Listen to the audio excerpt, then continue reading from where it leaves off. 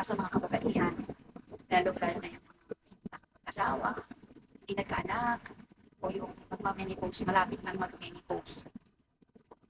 Guys, may kwento ako. Experience ko, sa tagal-tagal na panahon ko sa ibang bansa, sa pagtatrabaho ko, halos kinulit ko sa pagtatrabaho.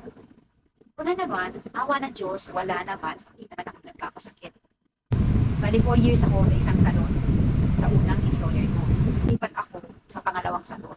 So, nakahanap ako ng second employer ko. So, umabot ako doon ng 15 taon. Hindi ako nagkakasakit, awa ng Diyos. Thanks God, hindi ako nagkakasakit. Puno kung naisipan ko, na parang naboboring na ako, halos 15 years na ako doon. Parang iba na yung feeling ko, parang boring na ako. Gusto ko nga iba naman. Sa lugar na yun, parang bukid lang ba siya? Parang bukid na wala siya yung mga katulad ng mga civilized na malalaking napapagpasyalan. Maraming napapasyalan. Malalapit na lugar, wala siya no. Maliit na lang na lugar yun, napakalayong lugar. Napalipat ako ulit. So, may isang kontrata ako, 2 taon yun. Pero parang hindi ko natapos yung kontrata ko. Alam nyo, sa totoo lang, hindi ko natapos ang pangatlong kontrata ko. Dahil, dito na pala yun. Dito na pala ako magkakasakit. Nakakalungkot isipin, nakakalungkot kwento, pero totoo. Ang hirap ipaliwanag.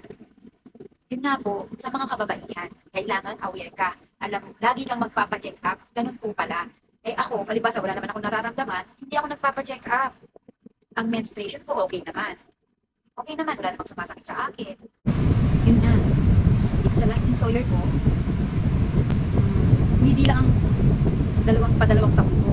Exactly, October, parang nararamdaman ko na parang naging sticky at parang yung menstruation ko, parang dati-dati, 3 days, tumitigil siya, isang linggo, bumabalik 2025 hanggang umabot na ng November. Nagtataka ako, nag-November na, parang yung regla ko, continue yung regla ko. Parang hindi na ako mapalagay, gusto ko na magpa-check up. Pumunta sa amin, ang kliyente namin na doktora. So, nagtanong ako, Dok, normal po ba yung sa isang babae yung pag may regla ka, i-continue siya ng isang linggo or 2 linggo? Hindi lang. Lumalampas pa. Umabot pa siya ng November. After ng November 4, parang nararamdaman ko, nag-discharge ako, everyday na nag-discharge. Hindi naman siya as in masama, pero nalulungkot ako at saka nagtataka ako. Parang ninervous ako araw-araw na parang bakit ganun? First time na nangyari sa akin. Aking menstruation ay parang hindi tumitigil, continue, pero hindi naman siya as in pulang-pula. Nagtataka ako. Baka ako ay kung ano mangyari sa akin. Siyempre, nag-isa ka lang sa bahay mo or nag-iisa lang, wala kang pamilya doon. Kasi kung ako one day, nag-medyo, ano po kaya ang nangyayari sa akin? Sabi ko, normal po ba yun? Nag-discharge ako. Tapos, parang laging basang-basa ako. Konting kilos ko lang, naiihi ako. Hindi matakbo na siya ng padalawang buwan. So talagang hindi ko na maintindihan. Nagpa-general ako. Na-medical ko, pati yung urine ko, pina-medical ko. Sabi sa akin, normal naman lahat. Mataas lang sa akin ay yung siyempre, nilalabas ako doon. Ang like service sinasabi sila.